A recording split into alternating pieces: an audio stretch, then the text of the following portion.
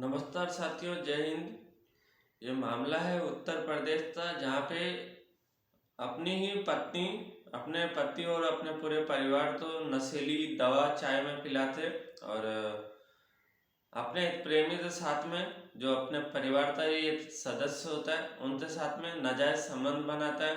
और जब इनके बारे में जब परिवार के जो मुखिया होते हैं, इनके पति, इनको जब पता चलता है तो अपने ही पति को मरवा देता है। और मरवाने का प्लानिंग तो और नहीं, खुद इनकी पत्नी करती है। तो इस घटना को पूरा जानने के लिए ये उत्तर प्रदेश का ऐसा वाक्य है जो जानने के बाद आप भी दंग रह जाएंगे कि परिवार के किस सदस्य पे भरोसा किया जा सकता हो। जो पत्नी जीवन संगिनी के रूप में अपने साथ में रहता है उनके ऊपर, या बाकी भाइयों के ऊपर, क्योंकि इसमें भाई भी इन्वॉल्व होता है।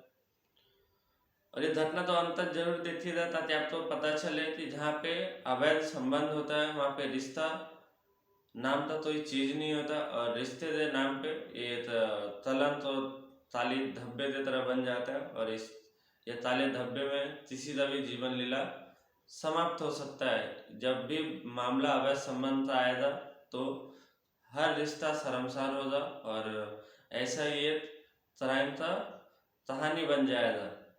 तो चलिए शुरू करते हैं। ये मामला तो पूरे शुरू से शुरुआत करते हैं। आदिल नाम का एक शख्स होता है और उनका शादी गजाला से होता है, जो मुजफ्फरनगर का रहने वाला होता है। ये पूरा वाक़या उत्तर प्रदेश का है, जहाँ पे इन दोनों शादी होता है। और ये चले आते हैं सरधाना थाना क्षेत्र में। और सरधाना थाना क्षेत्र में गांव पड़ता है, काफ़ी छोटा सा प्यारा सा गांव है। उस गांव के बारे में हमने भी सुना है, नानू। जो नानू नाम का जो गांव होता है, यहाँ पे इन दोनों आदिल के साथ में दाजाला का शादी होता है। और ये दोनों एक दूसरे के साथ में रहने लगते हैं और इन दोनों का काफ़ी धूमधाम से इनका शादी होता है। इतना दरअसल 2021 से लास्ट में, मतलब 22 से शुरुआत में शादी होता है। और ये लोग का शादी तब 2 साल से ऊपर हो जाता है।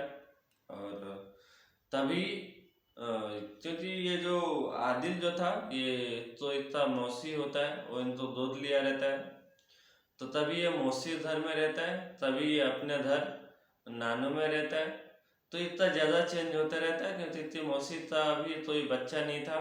तो ये अपने मौसी घर भी रहता था और अपने यहाँ भी रहता था, नानू में।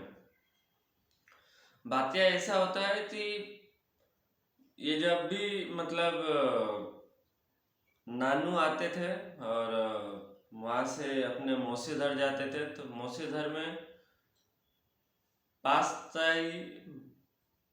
तो नहीं था इन्हें, क्योंकि वहाँ पे मौसी तो फिर भी मौसी घर में जब रहता है सब ठीक ही रहता है। जब भी अपने घर नानू आते हैं तो नानू आने के बाद इनका एक भाई होता है, उनका नाम होता है जुल्फाम। तो जुल्फाम के साथ में इनकी जो पत्नी है गजाला, इनका अवैध संबंध चालू हो जाता है। और तकरीबन शादी के 1 साल बाद अवैध संबंध चालू होता है। तो शादी के कुछ समय बाद आदिल भी अपने पत्नी को उतना ख्याल नहीं रखता और इस वजह से उनका अवैध संबंध चालू हो जाता है। जब अवैध संबंध चालू होता है तो ये लोग काफ़ी मतलब सातिर वाला दिमाग चलाता है। और क्योंकि घर छोटा था और परिवार काफ़ी बड़े थे, तो सब एक दूसरे साथ में रहते थे रात दिन। तो इन दोनों को मिलना, जो उनका जो देवर होता है जुल्फाम और गजाला का मिलना जुलना काफ़ी मुश्किल हो जाता है। तो फिर जो जुल्फाम होता है और उनका जो भाभी होती है गजाला, तो गजाला और जुल्फाम मिलकर प्लानिंग करता है कि हम लोग कैसे मिल सकते हैं।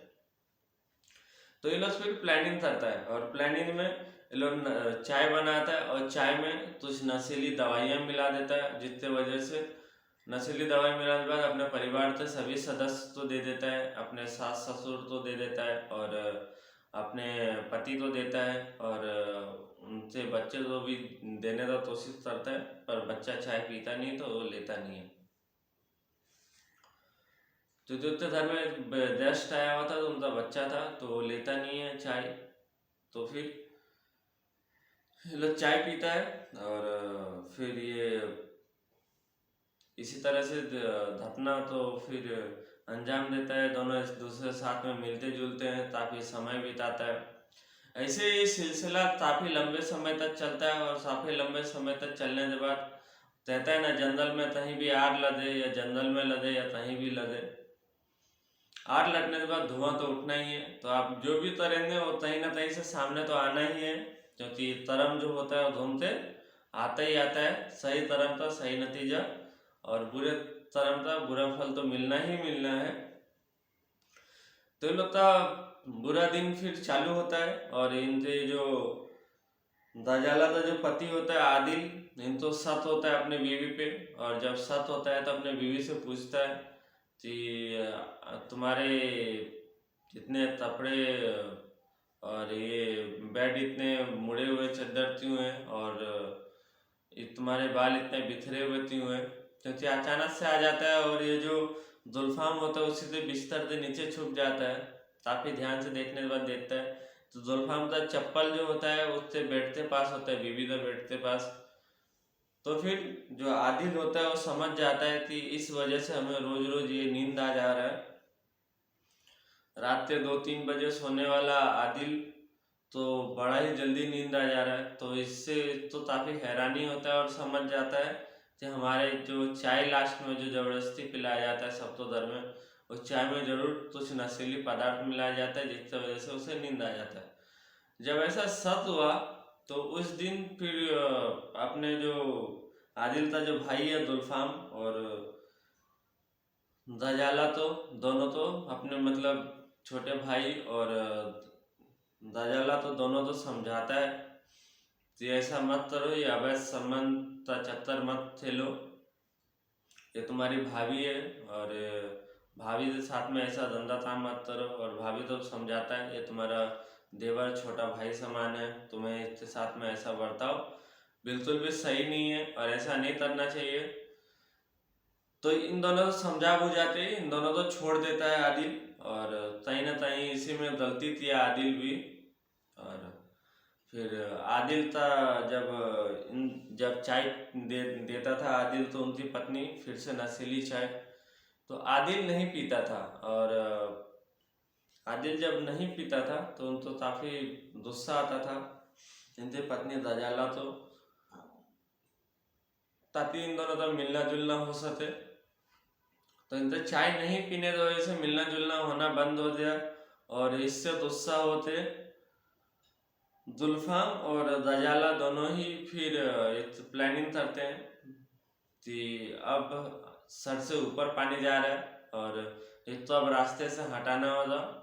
अपने ही भाई को हटाने की बात करता है आदिल को, तो एक तो रास्ते से हटाना होगा, जब तक एक तो रास्ते से नहीं हटाएंगे हमारा मिलना जुलना होना संभव नहीं। तो फिर ये घटना तो अंजाम देने के लिए फिर एक दिन कहता है कि आप चाय बनाता है और उसमें फिर से नशीली दवाइयाँ मिलाए जाते हैं। जब भी पता चलता था कि गुलफाम के पास समय है तो ये नशीली दवाइयाँ खरीद के ले आती थी दजाला। और जब इनके पति जब मना करते हैं कि उनको नहीं लेना है दवाई, मतलब ये चाय जब नहीं पीना है, तो फिर उनको कहता है कि आप क्या अभी तक मेरे ऊपर शक कर रहे हैं और सत्ता का दायरा आप ख़त्म नहीं कर सकते। हम दोनों पति पत्नी हैं और आपसे तो हमने माफ़ी मांगी थी। तो उनकी जो पति होता है वो मान जाता है आदिल, और फिर चाय पी लेता है क्योंकि अपने पत्नी से बेहद प्यार करता है। मान जाता है। मानने के बाद फिर इन दोनों ने फिर प्लानिंग बनाया और अपने पति परिवार सब तो चाय पिलाया, नशीली चाय, सब पीते सो गए। फिर आदिल तो जुल्फाम जो उनका भाई होता है फिर उनको चाकू से 4-5 चाकू मारता है शरीर में, उससे आदिल नहीं मरता है। न मरने के बाद आदिल का फिर गला काट दिया जाता है, और गला काटने के बाद वहाँ से वहीं पे रहता है। जब इनके बारे में, दरअसल ये पूरा वाकया उधरता है, एक छोटा बच्चा होता है जो उसके घर में गेस्ट आया हुआ होता है क्योंकि वो तो चाय पीता नहीं, छोटा बच्चा है। तो फिर ये मामला पूरा सामने आ जाता है, और सामने आने के बाद सब कोई परेशान हो जाता है। उत्तर प्रदेश का मेरठ में फिर ये काफी चर्चा का विषय बनता है। और जो इतना जो थाना क्षेत्र है, सरधाना थाना क्षेत्र, इसमें भी काफी सनसनी मचता है, और पूरे वहाँ के लोकल न्यूज़ चैनलों में और काफ़ी बड़े भी न्यूज़ चैनलों में ये मामला उजागर होता है कि जब भी अवैध संबंध हो तो फिर कोई भी रिश्ता शर्मसार हो सकता है, और कोई भी रिश्ते में कुछ भी दुर्घटना घट सकता है। तो फिर पुलिस मौके पे पहुंचती है, और जब परिवार के सभी सदस्य जब पूछताछ करने लगता है, तो उस छोटी सी बच्ची से भी बहुत ही प्यार से पुलिस पेश आता है, और महिला कांस्टेबल